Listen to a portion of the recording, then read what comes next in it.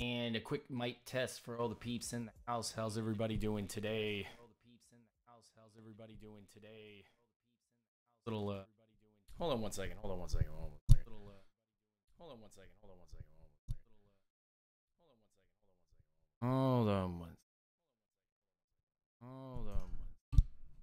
Whoa. Crazy. Whoa. Did everybody hear me all right? Is it a little too low? Did everybody hear me all right? Is it a little too low?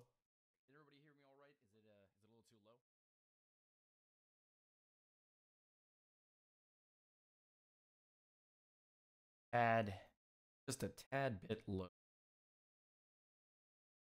Fire here. Just a tad. All right. How's it going, everybody? It's your boy, Lieutenant Dan, here from Unintentional Grounding live, Orlando, Florida. A little bit of a beat-up voice.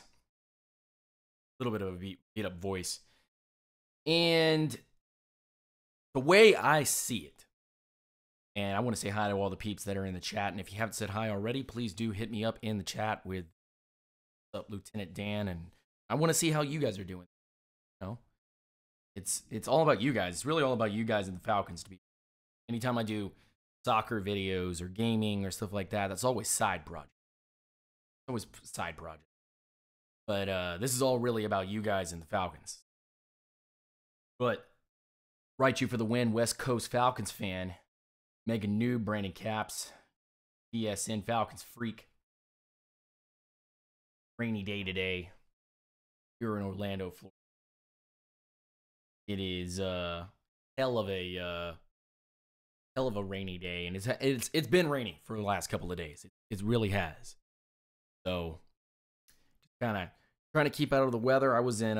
You guys obviously saw the videos where at the Orlando City game, and I'll be posting some more stuff about that game. I want to get this out of the way though. Atlanta United. I have to tip my cap to you. You guys came to play, and Orlando did not.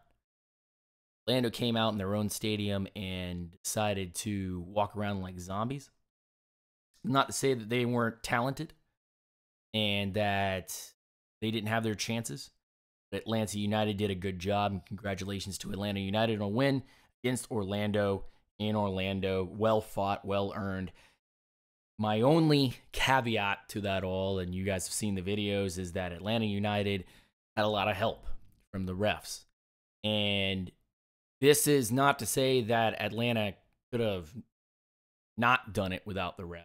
That's not the point. The point is that this is the worst officiating that I have seen in MLS in a very long time. Actually, no. Last week, I saw bad officiating. So, let's be completely honest. The officiating in the MLS is one of the worst in the world. And as just a soccer purist, let's get this out of the way. As a soccer purist, I hate it.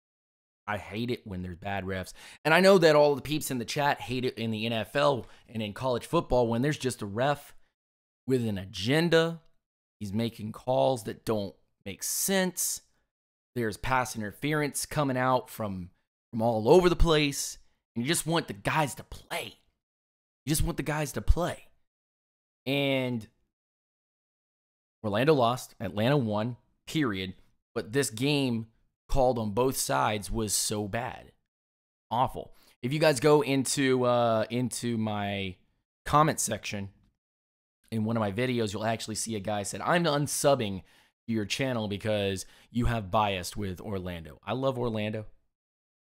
I'll always be a Falcons fan. I'll always be a Braves fan.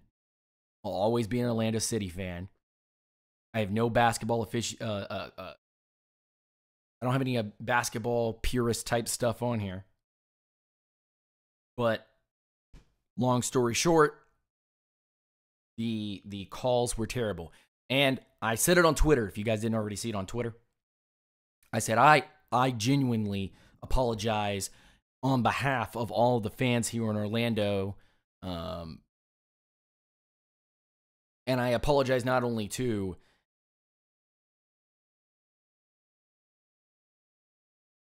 so can I leave after a drop of light? I'm just getting this out of the way. And I'm going to start talking about Falcon stuff. So I just want to apologize to the Atlanta fans who are following Atlanta United for the poor showing from the Orlando fans who were frustrated. That's all I got to say about that. So let's get that's out of the way. Now let's get on to actual things. Couple of bits of news from Von McClure. First of all, running back Terrence McGee was waived today. He's gone. Bye. And Terrence really didn't see the field from Atlanta, so let's not say that that's a major loss or anything. We got Ito, we got Tico, and we got Free.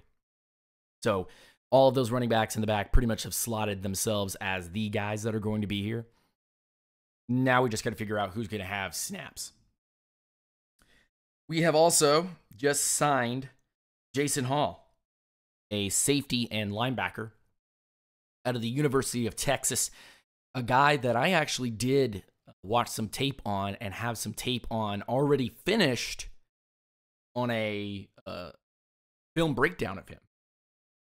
And it's funny because watching what he did, I had to watch a couple of times because it was weird. I was trying to look up linebacker Jason Hall, and I was trying to look up free safety Jason Hall, and finally I just had to go watch Texas games and finally found highlights of him, finally found where he was playing.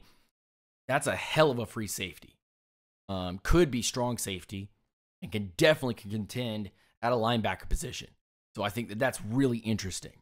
Interesting that Falcons always find these undrafted free agent guys that they bring in and they tutor, and not all of them work out, but a lot of them do stick around for several seasons.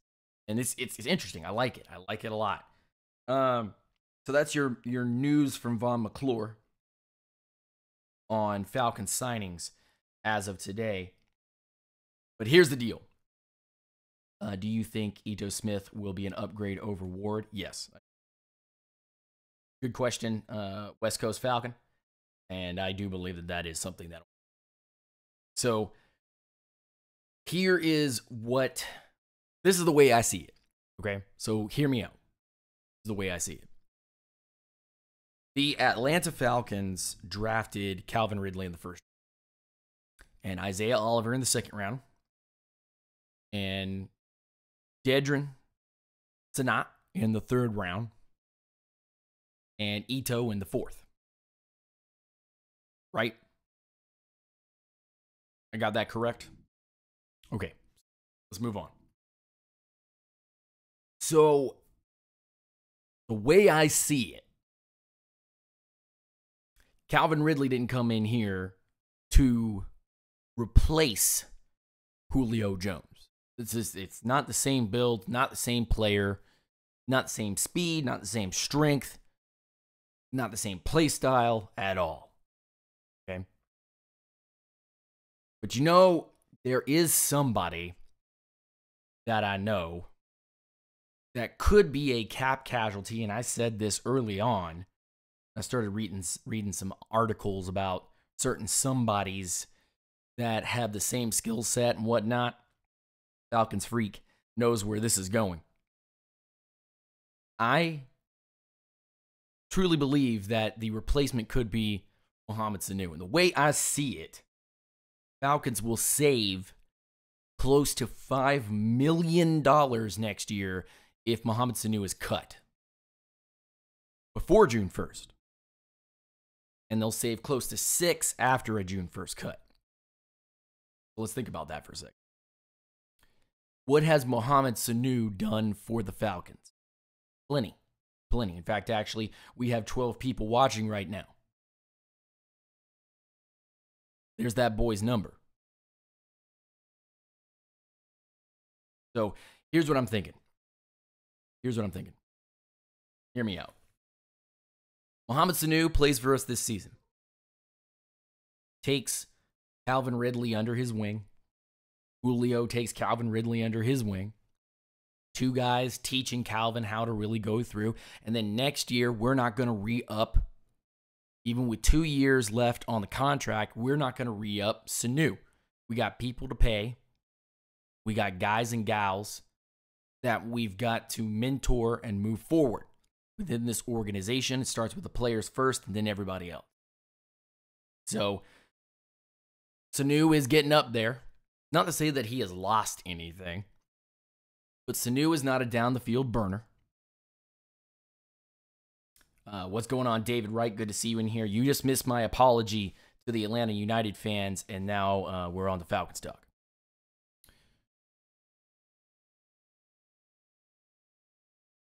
I'm pretty sure with the cap numbers and the way that they are, we're going to re-sign Tevin Coleman. We're going to move on to Jake Matthews. And our next thing is to talk about Grady Jarrett.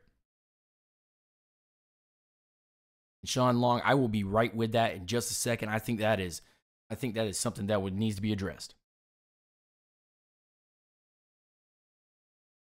So here's what I believe. Way I see it is that the Falcons move on from Mohamed Sanu, save themselves about $4 or $5 million. Okay, but $1 million to $2 million in dead money, right, for 2019. Then 2020, all that money comes back.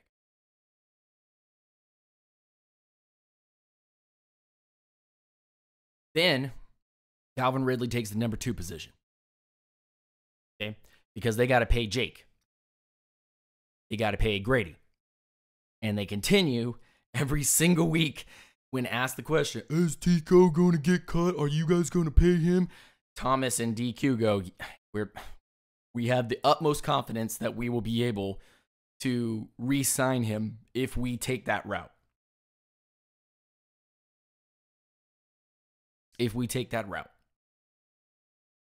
So Sanu gets cut. Okay. 2019. But let me tell you somebody else who also gets cut. Brooks Reed. Brooks Reed gets the axe. Oh, but why? Why would Brooks Reed get the axe? He was going to get the axe this year. And we will have a full complement of picks plus some compensatory picks next year because of Poe and Claiborne. Thank you, Poe and Claiborne. Brooks Reed is gone. Save some money on that. Goodbye, Mohamed Sanu. Save some money on that. I'm surprised that Brooks Reed even lasted this long. Jason Strong says that right as I say that. I'm surprised he even lasted this long. But it's what Dan Quinn wanted to do. So you pay Jake, pay Grady. This is projecting. This is not exactly what's going to happen, but this is projecting to see, cap numbers. I'm not a huge cap guy, but cap numbers, what we have. And then going along the lines of who we could replace him with. If Calvin Ridley pans out and works out well this coming season, cutting Sanu is almost a given. Save the money, go put it somewhere else. You can always go grab another wide receiver to come in and potentially be the guy. Okay? It's not like Sanu is irreplaceable, nor is Sanu some upstart, hotshot, 20-year-old that we could develop. Sanu is Sanu. Not going to burn anybody down the field. He's going to catch some really great first downs. Last year, started seeing some of those first downs not happen. Last year, started seeing Sanu drop some balls. And the infamous ball pops off of Sanu's hands like a beach volleyball and it gets intercepted.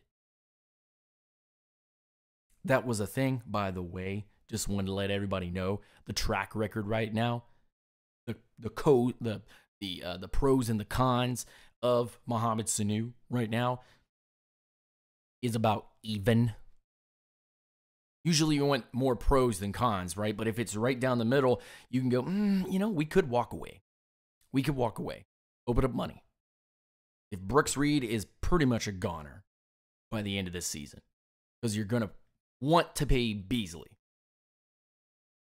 And Sanu's going to be gone because you're going to want to pay Jake Matthews and Grady Jarrett. And Tico Raw, Tico Raw apparently is not going anywhere anytime soon unless we get some major picks for him. Wasn't on the trade block this year. Will he be on the trade block next year? Or will we just sign him?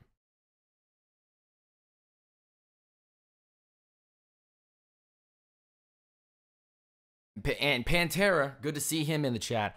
I am pretty sure keeping him until 2020 is not the worst idea in the world, but I'm just prepping every fan to know that, look, the way I see it is this. We didn't draft Calvin Ridley to be the third wide receiver on this. Yeah. His 6'1", 198-pound looking butt is going to be out there taking a lot of reps, which means that the Falcons will be in the business of looking for another solid contributor unless Sanu wants to take a pay cut. You know what I'm saying?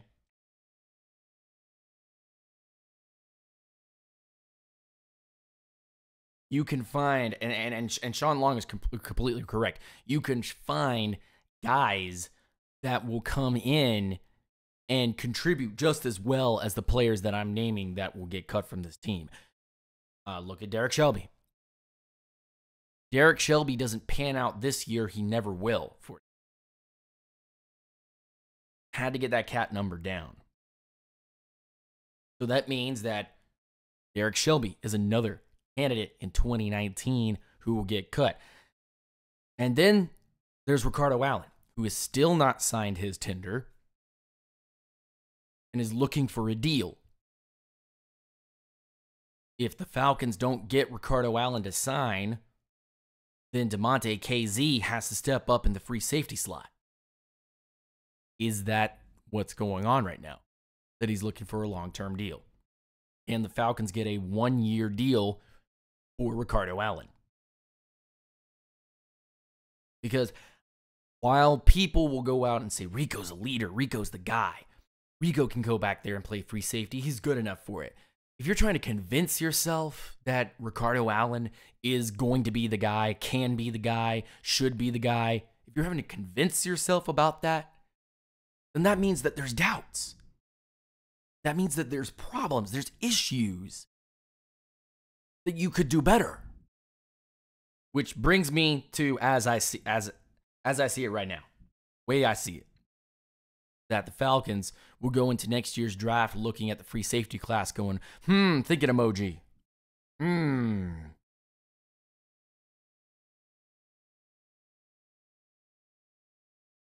Thinking emoji. We can go into next year looking at edge rushers and free safeties while shoring up other positions along the line like guard, tackle, linebacker, corner, and wide receiver. So for those of you who are picking up what I'm putting out, you guys understand that guys like Rico, guys like Brooks Reed, guys like Derek Shelby, and guys like Mohamed Sanu, they can be replaced.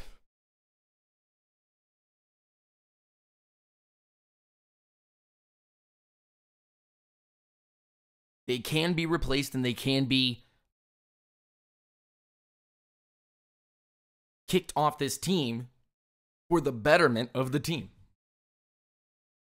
Now look. Don't get me wrong. I love myself some Sanu. I don't hate Brooks Reed.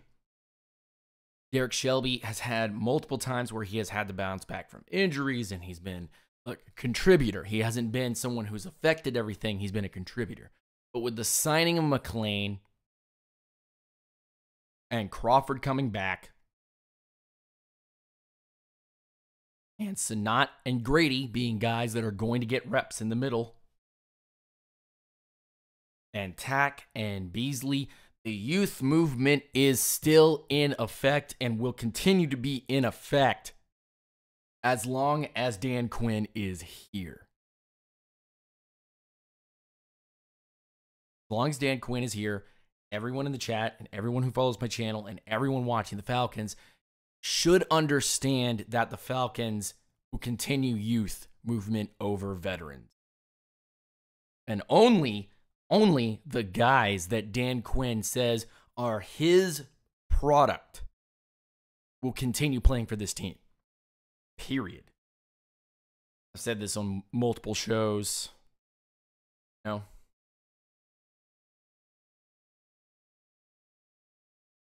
Daquan Patton, Kendrick Reed. Good to see both of you guys in here, as well as Christopher Perkins. And write you for the win. If I haven't already said hi. You. Sean Long earlier in the chat said, Dan, what do you rate this offseason so far? I gave this offseason, with the acquisitions that we made, with the people that we moved on from, and the way that the team is set up for success as long as we are more consistent, I give this about a B. B. Solid. No extra additions or subtractions to that B. Just a B. Just a solid B. Not a B plus, not a B minus, not a C plus. B. Straight B. Why? Did we go in and sign solid free agents? Again, everyone's on the cheap. Everyone is a bargain player. Players who are all rebound players, might I add. Guys who will come in from weird situations outside of the organization, walk into Atlanta, and perform under Dan Quinn. And if they perform well, then they usually bounce from this organization to somewhere else and get paid. The plus is for optimism. Falcons freak with the optimism. Stay optimistic, man. Keep doing it. Keep doing it. Expectations low, though. Expectations low. Keep them at your hip. Expectations low. Expectations low. But keep that optimism. I like it. I like it a lot. Every single one of the players that we brought in from outside of this organization, tight end Paulson, I believe was his name, right guard that we picked up, the D tackle that we just claimed off of the waiver wire. All of those guys. Not yet, Patton. I haven't talked about McLean in this episode. Maybe I will. All of the guys that we have acquired over our free agent period have been solid. They're not world beaters. None of them are. Even McLean is not a world beater. He had an off year last year in a 34 defense. But if he was playing the year before in a 43 defense, his numbers go up. So we can obviously see low-key success, very good word with PSN, low-key success with McLean because he's going back to a formation that works for him, probably going to be put into a position that makes him the most effective, a.k.a. Dan Quinn and his brilliance about going out and putting guys in the best position that they can succeed in. So let's talk about the draft for 2 seconds. This is the way I see it. The way I see it is the Falcons went into the draft and they said,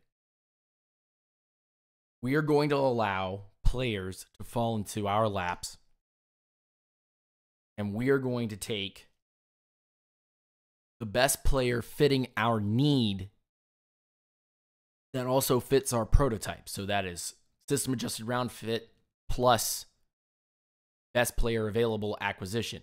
I hate BPA, but that's the only way to explain it without making up some new verbiage. And Sean Long, yes, I am going to do a new film breakdown of Mr. Payne, or excuse me, of Mr. McClane. It might actually not even be best player available. It might be best fit available. So BFA is that? See, now I'm making stuff up. But best player that fits what you're doing available. Pain Train McClane. Oof. Bring it. Love it. So here we are with this draft where we select a wide receiver in the first round. Why? Because he's probably going to jump over whoever we have at wide receiver 2. We didn't have to. We didn't have to draft Calvin Ridley. In fact, Calvin Ridley probably was not the number 1 target. But the Falcons are looking at the future. What's the future look like? Well, Sanu only has 3 years left on his contract. And Julio only has 3 years left on his contract, counting this year.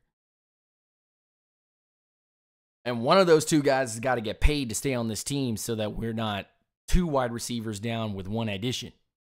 1 step forward, 2 steps back.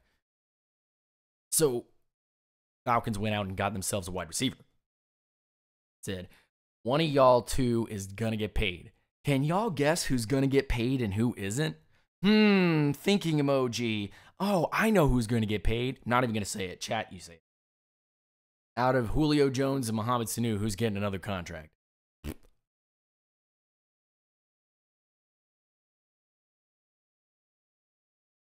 And then all the other contributors will go out there. Hey, Dan, is Sami Zayn your brother? Nah. Will Wise says Waffle House. I like IHOP though. IHOP is what's that? Why IHOP doesn't do enough like solid breakfast options where they're just like throwing pancakes around. I swear. IHOP more classy. Not the IHOPs that are around here, bro. IHOP around here is scary. Then you go into the second round and you go grab yourself Isaiah Oliver. Why? Well, Alfred doesn't have too many more years left on his contract. Plus, you might want to go ahead and move him to the slot so that Brian Poole is not in there getting burnt by really speedy wide receivers and Brian Poole's having to play catch-up.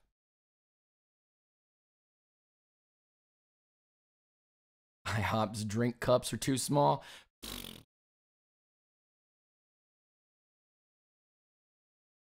There's a picture actually that I retweeted of Isaiah Oliver being compared to the largest birds, and his wingspan is bigger than an albatross.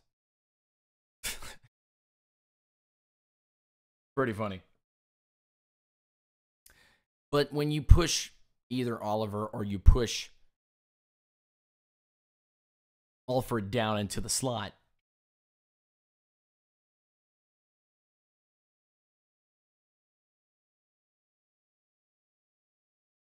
then you get a speedier veteran to be able to take on guys in a division where Cam Newton, Drew Brees, and good old Crab Legs himself are going to be dumping down a lot. Hitting wide receivers in motion, moving across the field, where we get slashed a lot, We get beat up a lot across the field. So there is that. But again, it's a move to look forward in the future. Sanu might get cut. Good thing we drafted Calvin Ridley, right? Oh, you never know what's going to happen to Robert Alford after he signed his contract and he only has a few years left on his contract. Good thing we got Isaiah Oliver, right? And then Sanat. We're talking about Sanat, which was the only we've got to have something right now pick. If you look at it all, And that's why I give this draft a C in my eyes, because it will be an A quality draft in 2 years.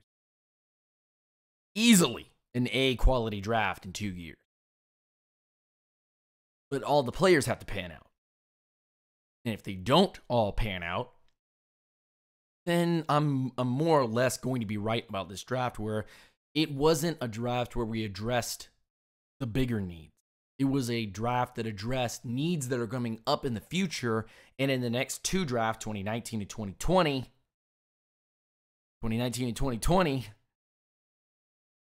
there's going to be great D-line, O-line, linebackers, and wide receivers that we can go in and pick up. And a free safety class is going to be very interesting to see, because there's going to be more free safeties this class than there were in past class. 2019 free safety class is going to be very interesting. Quite a few guys from multiple teams and multiple free safeties from multiple teams that are going to be coming out going, oh, hey, I'm definitely a second or third round talent, where the Falcons love to go grab guys that start for multiple seasons.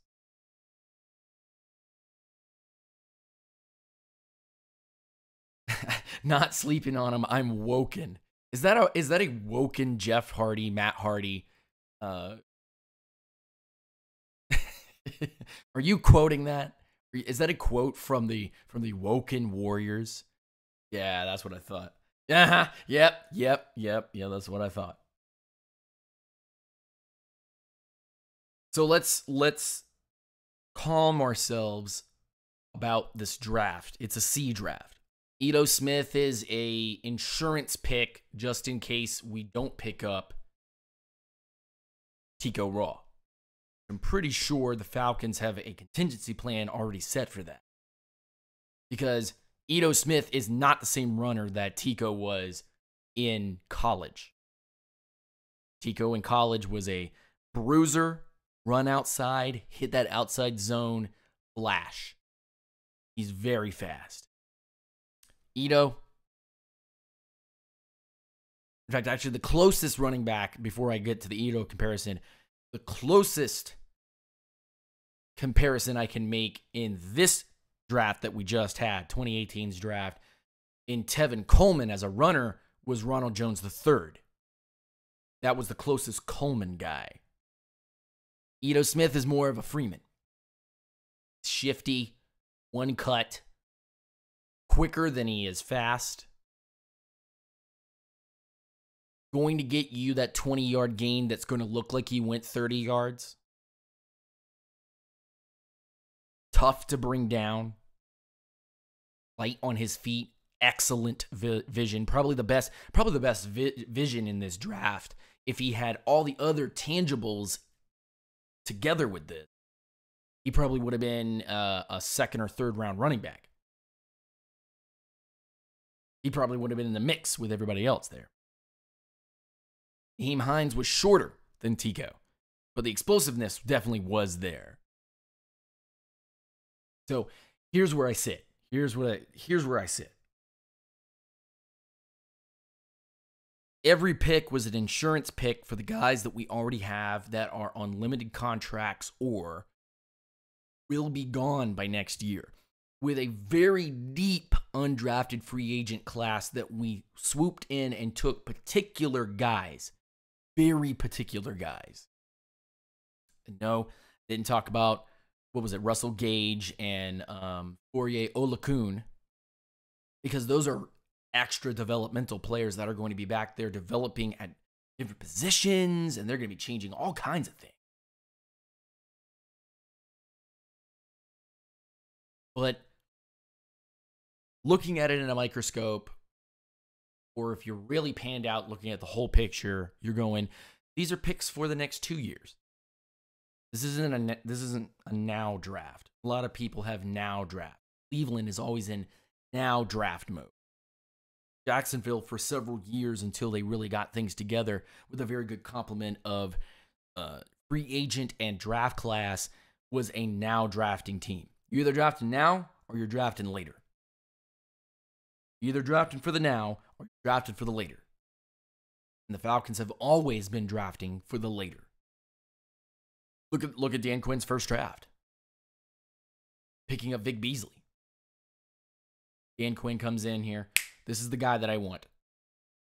But he's not going to be ready now. But in a couple of years, he will be ready. And then I'll add another piece here, and I'll add another piece there, and I'll add another piece there. And here, and here, and here, and here, and here. But you're always drafting for the future. You're always staying one step ahead. And that is Dan Quinn and Thomas Dimitroff's relationship as a GM and head coach to a T. Is that Mike Smith never had this relationship. He was always drafting for the now with Thomas Dimitroff because there was no plan. There was no player development. It was always try to get blue chip players. Whereas Dan Quinn is more concerned, and that's why I say this is a C draft, because it will develop into an A draft. They're always drafting for the later, drafting for the next step forward, because they're looking for their guys. They're not just grabbing people at random. They're grabbing selectively, systematically chosen guys that work exactly for what they're looking for. And if they can develop them, and they develop well, they'll turn out to be one of their guys. We haven't lost a Dan Quinn guy yet. We haven't lost a drafted guy yet. I think it was really interesting. I can't remember who said it officially on Twitter, but it was one of my followers, one of my grounders, one of you guys here as grounders said this on Twitter, that our nickel defense, just the nickel package guys, like 80% of the guys that are out on the field are all drafted or undrafted free agents from the Falcons' last 3 drafts. That's nuts. That is nuts. Campbell, Deion Jones, Duke Riley, Brian Poole.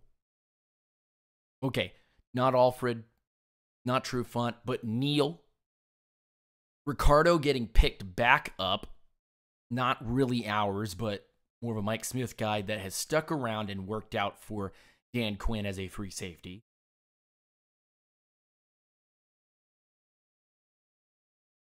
And then Brady Jarrett, Vic Beasley, Takk McKinley, all Dan Quinn guys. And whoever is a plug and play from free agency, whether it be Crawford or it was Poe last year or Shelby, all Dan Quinn. All Dan Quinn. Chosen, handpicked players. If Dan Quinn was the guy selling you food on the street at like at a burger stand, and there was no menu, you just came up and were like, I want a burger. And Dan came up to you and he's just like, no problem, fam. Don't even say what you want on it. I got you. I bet he would never get your order wrong. I bet he would probably never get your order wrong. I bet he would probably put together a burger and you go, that's exactly what I wanted. Damn. So good. Thank you.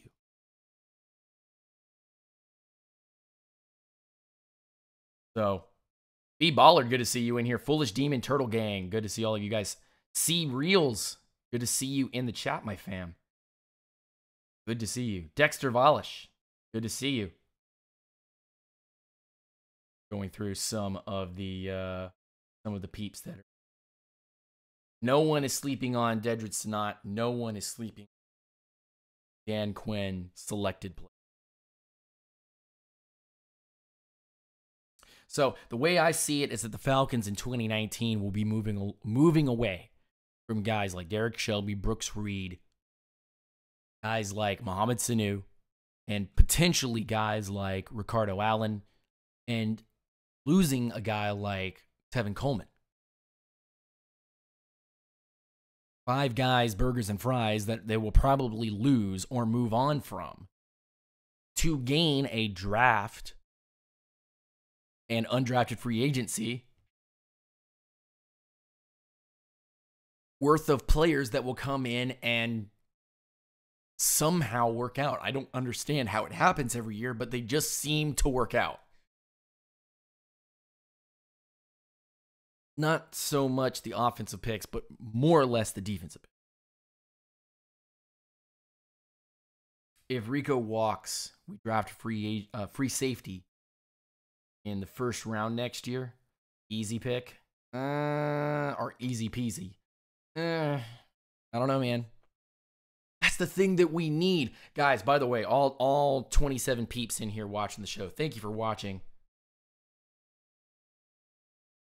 Falcon 2017. We're talking about potential cuts for 2019. Plus, we're talking about what happened in the Orlando versus Atlanta United game, which I'm already done with. I'm not talking about that again. Goodness grief. Easy peasy lemon squeezy. Truth. And then after this is done, I'm actually going to be jumping on my Mixer account. The link is in the description of this video.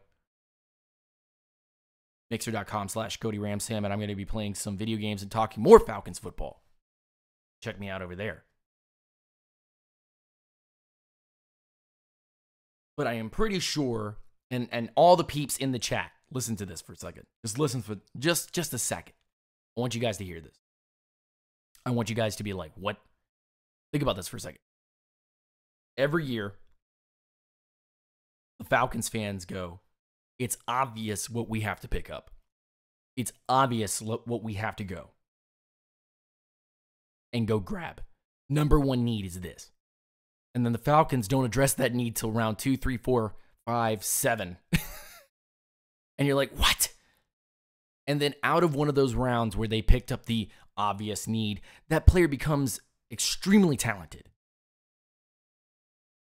Outside of maybe the Vic Beasley and Takk McKinley picks, and Keanu Neal with weird thing. Like, we didn't really need a strong safety, but it was very strange. The Falcons will go into drafts, and they will find guys in rounds where you're like, that's not a need. And they take it round 1, and then it becomes a great player, and you're like, they're epic, they're smart, they're geniuses, they're playing like 4th level chess right now. And you're like, what? What? What is this? What is this nonsense?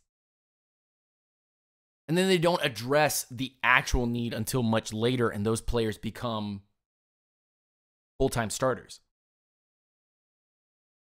And you're like, wow, these Falcons. TD and Dan Quinn know how to work off of each other. Like, I need this. Here's these guys that you need. Yes. Well, only these guys are going to work. Where are they going to land? These are potential landing spots. Oh, so we should just wait in this draft and not go up and get anybody. Yeah, I think that's the right idea.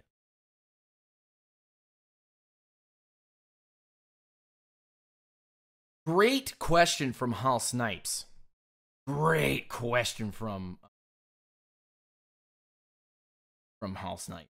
Which, by the way, good to see you in the chat. This is the first time that I think I've actually seen you in the chat, so welcome in here. Do you think that DT is a main priority in the first 3 rounds in 2019, even if Sanat pans out? Well, the way I see it, name of this episode, the way I see it is that if defensive ends Brooks Reed and Derek Shelby do move on from this team, and we have guys like the Tui Mariner and maybe some other dudes in the background in the undrafted free agent rookie pool do work out from this draft, then defensive end will be the number one need that the Falcons will put on their board, and then we will all be going, we need another D tackle, we need another offensive lineman, we need another linebacker, or whatever it is that we're looking for. We want a free safety in the first round. And the Falcons will come out and go, nah, fam, you don't know what you need. We know what. And they'll go into the first round and they'll go grab a defensive end, and you're like, but we've got Takk and Vic. Why do we need another defensive end? And they'll go, because strategic sheep purposes.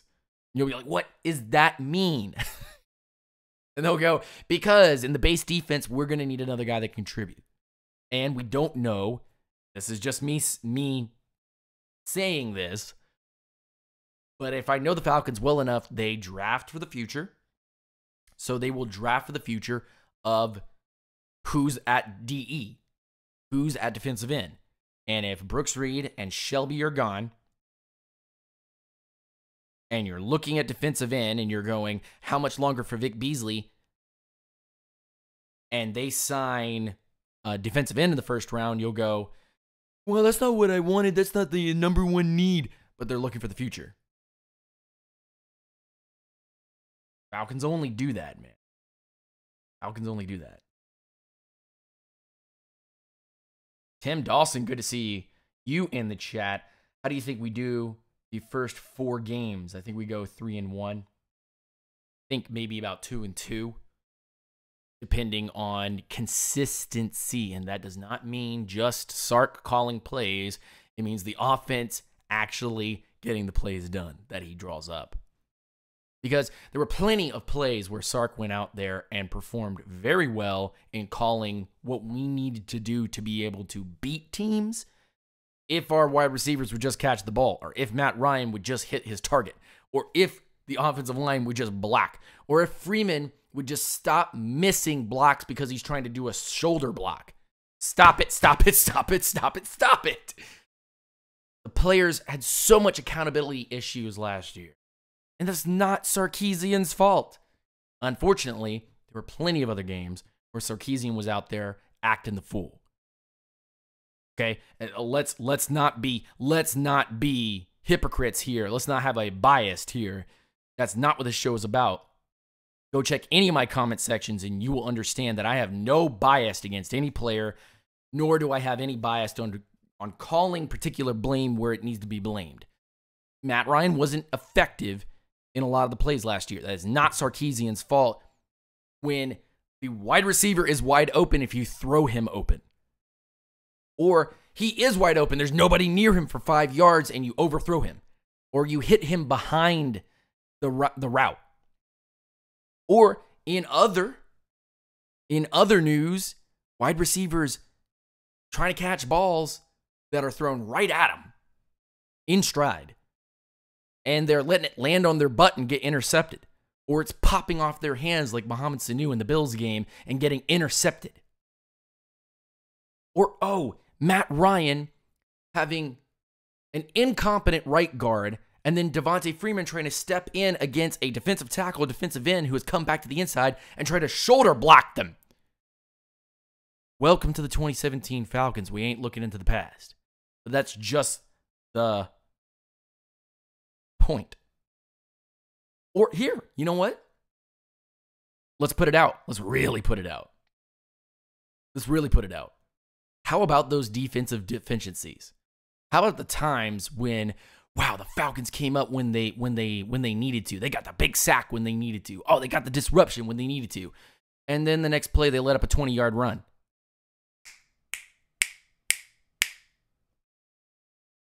Be consistent.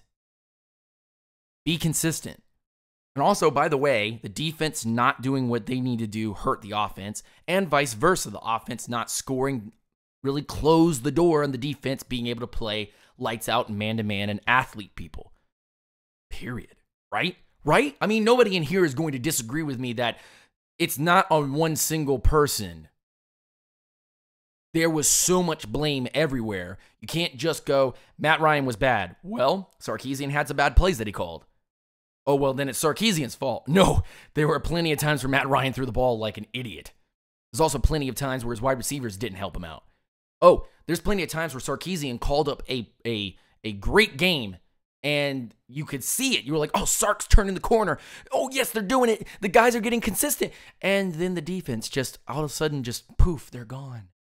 Oh, even though the defense was the highlight of last year. Just like, pfft, Ghostbuster. Boos from Mario. When you're looking at them, they don't move. When you're not looking at them, they start trying to attack you. That's kind of how everyone in here felt.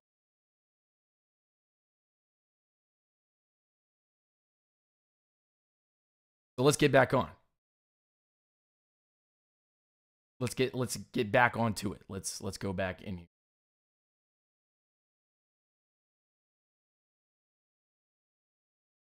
Falcons Freak says, so you think we just are going to pay him big for 1 year? Who?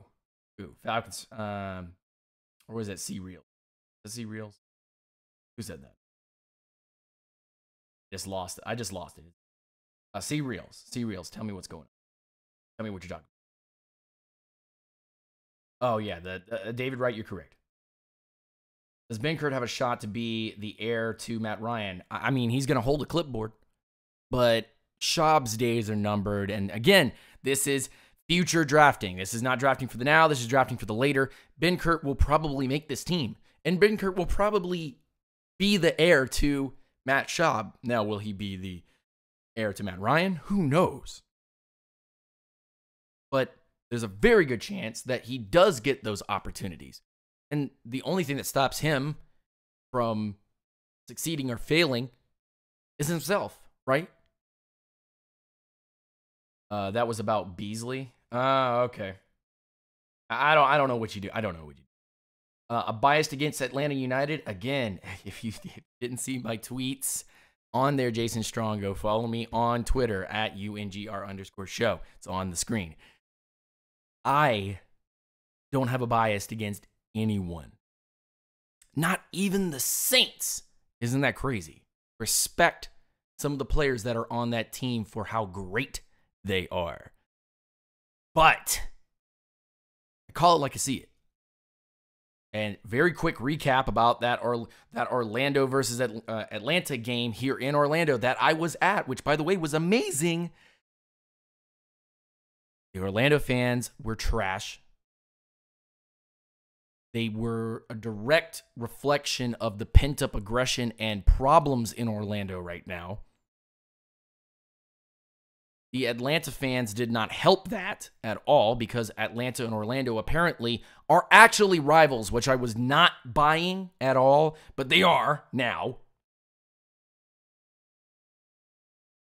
Dan, is Beasley a Ricky Bobby pass rusher? Ricky Bobby. Thank you.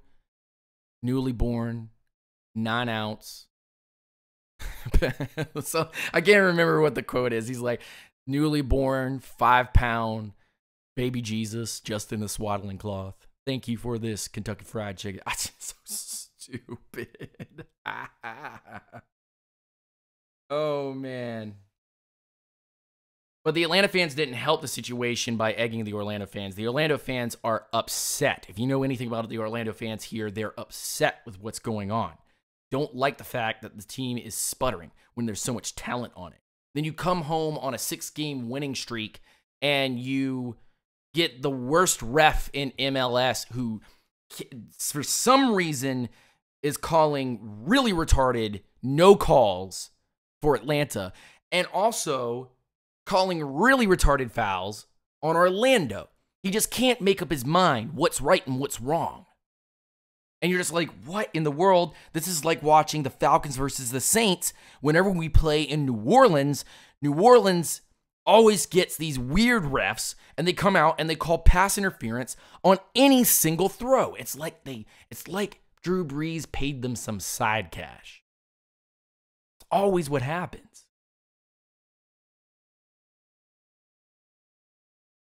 So when I say I have no bias, I mean I do not have any bias whatsoever.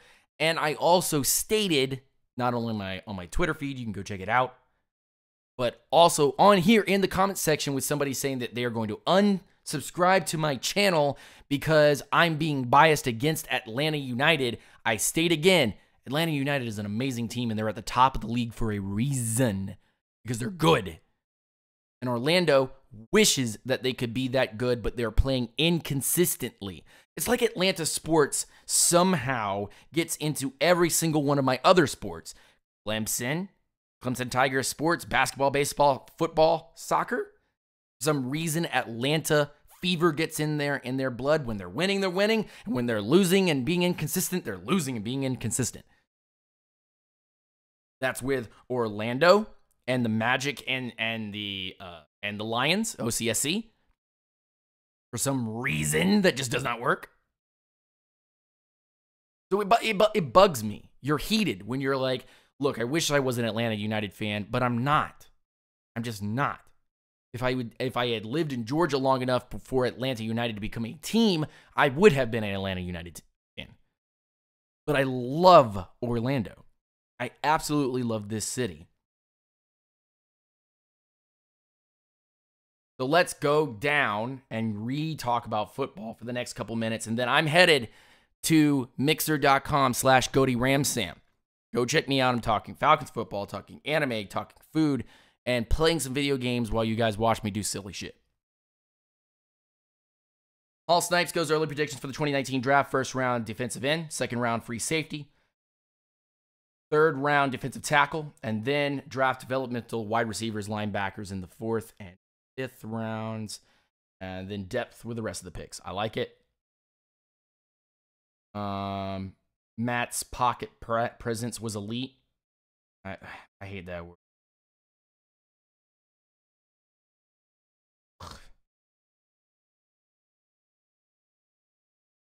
The Bad Company Gaming goes, are you a closet Falcons fan? I am a diehard Braves and Falcons fan, so I don't know about closet. Careful now. Vic wouldn't get enough to get a second contract, but I don't see us paying him to turn around and let him go. Probably. Arf. Going to continue to go down here. Help me, Tom Cruise. What's your opinion on Josh Sweet? Foolish Demon asks. A solid player who he will need time to develop, unfortunately. And I would keep him. I think at the draft they had him listed at defensive end, if we're talking about the same player. So I would keep him at defensive end.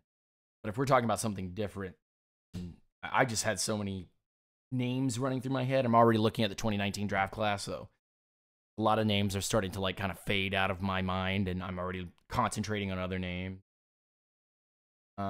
People really watch soccer. Yeah, it's becoming a real American sport now. Last one was not a foul. I don't know, man. That ref was so bad that I can't take anything that he said or did not do with any grain of salt at all. It just was so bad. When it's whether to be a Falcon, the media always trashes and bashes Atlanta sports teams. We get no respect. I mean, yeah, but I actually have come to like not being talked about. And if they trash us and we win, then that's more crow for them to eat, right? So I really don't care. Others are questionable. Yeah, true.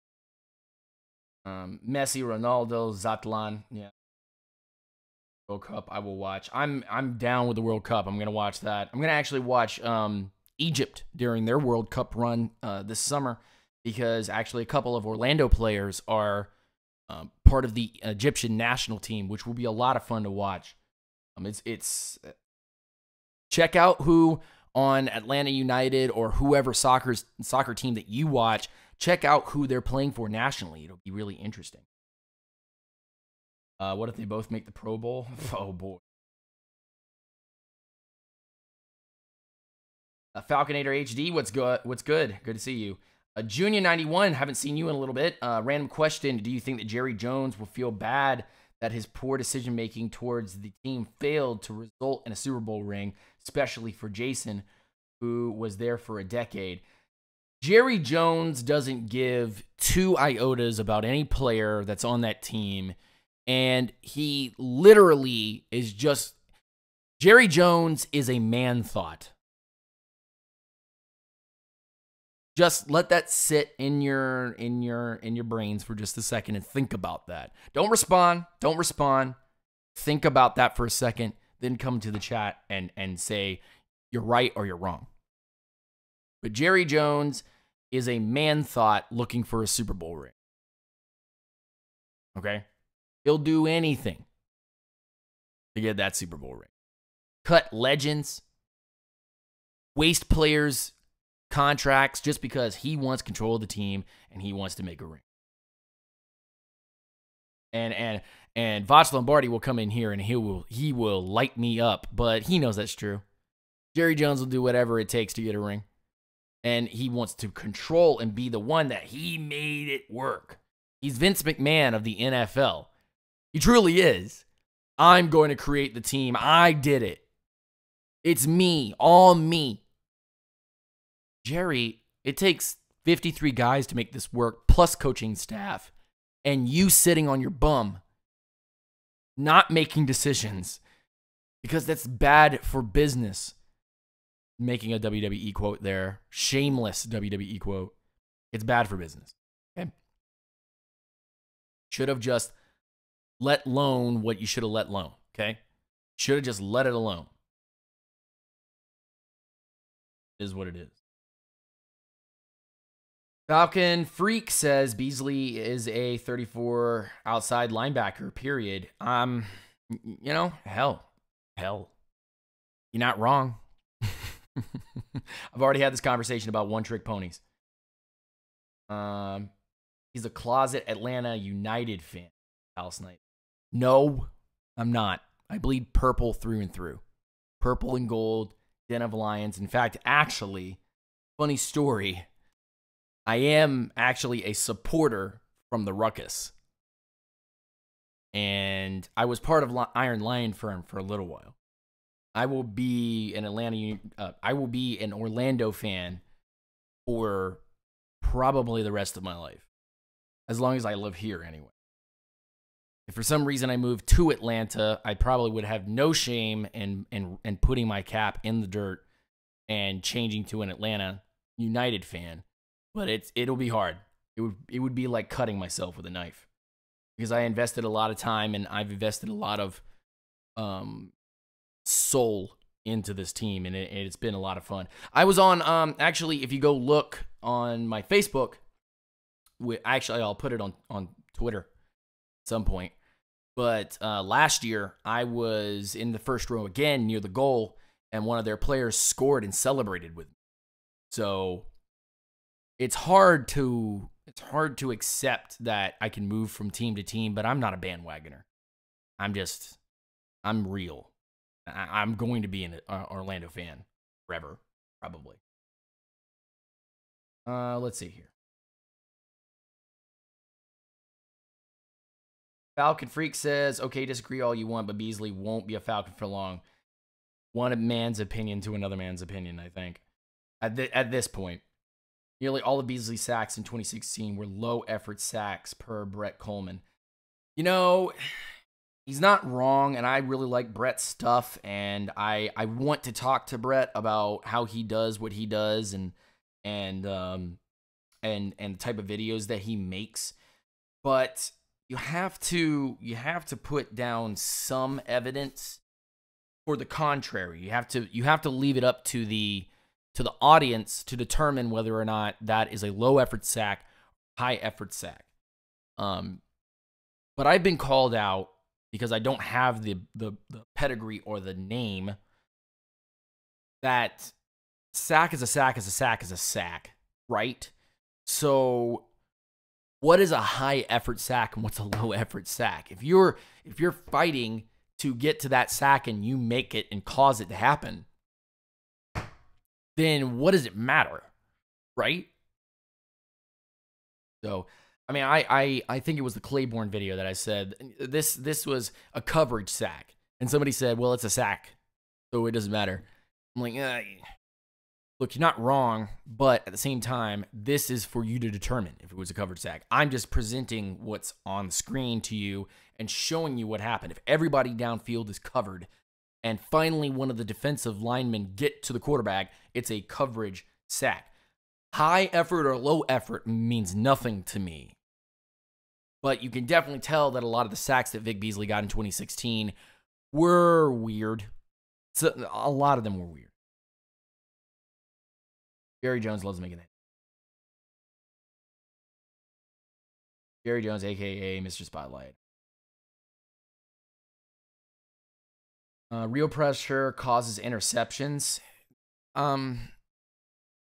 I mean, there's evidence to the contrary that you can have minimal pressure, and as long as you have good coverage, you can cause interceptions. There is good scheming to cause interceptions in zone or man defense. So, I mean, I can't agree with that 100% Falcon 2017, but I can say that it's better to have decent to good pressure because it can cause some interceptions, but your players in the backfield still have to do their job. And you still got to call good defense. So again, it's not so cut and dry as people want to make it. And I'm just not in the I'm not in the market or on here to talk to you guys about, well, hot take. Here is pressure causes interceptions. That's not directly correlated. You have to have other things work. Not so cut and dry like that.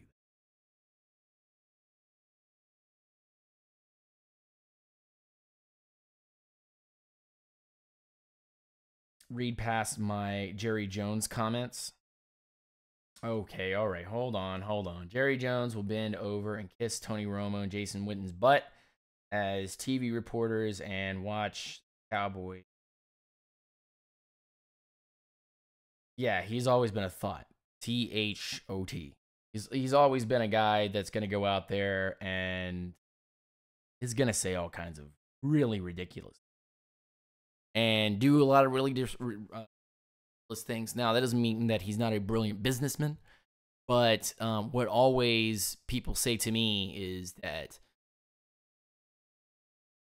making certain decisions is best for business, and if you make the wrong decisions, then it was a fluke. That is incorrect.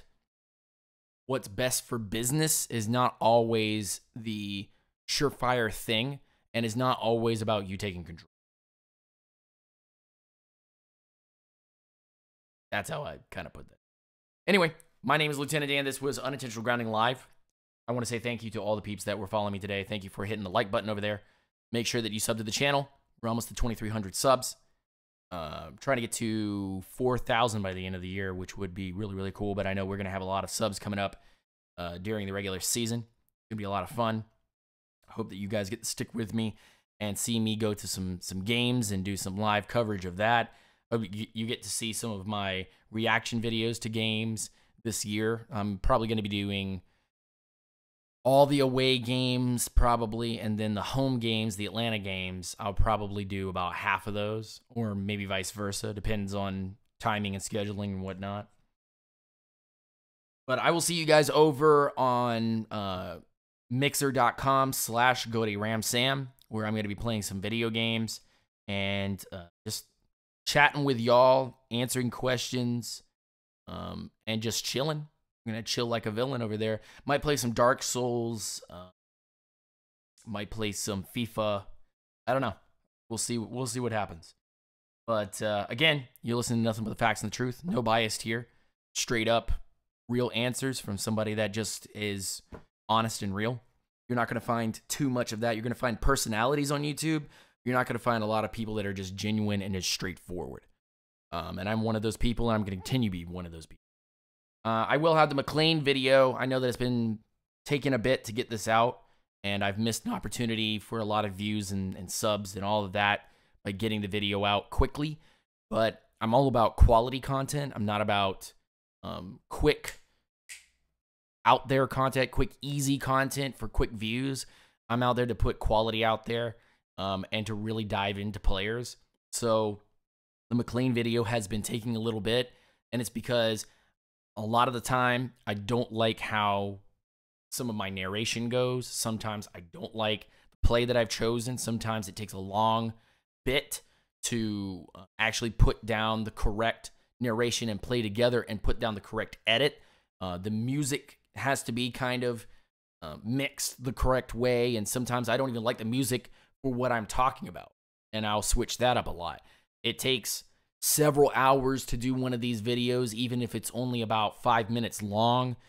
Some people can put up really crappy quality, and I would much rather put up some really good quality for you guys. That's just how I've always thought about it.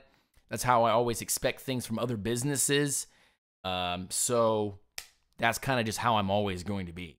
I will talk to all of you guys a little bit later. Y'all check me out on the Mixer, mixer.com/CodyRamsam. I'm going to be over there playing in just a second, probably play a bunch of video games for you guys. And if some of you guys are actually friends with me on Xbox, I would be super happy to be able to talk to you in a party and bounce some ideas, kind of like a call-in session kind of thing. So you guys take it easy, and I'll see you guys a little bit later. New troll, I thank you. Thank you so much. I appreciate, I need some trolls in my life. But I appreciate all of your help and everything, and check me out on Twitter and Instagram with the links on the screen there, and check out my Patreon if you want to help me continue to move this channel forward, and then all the links in the description of this video for all of my different content. I'll see you guys later. Rise up, peace out, grease out.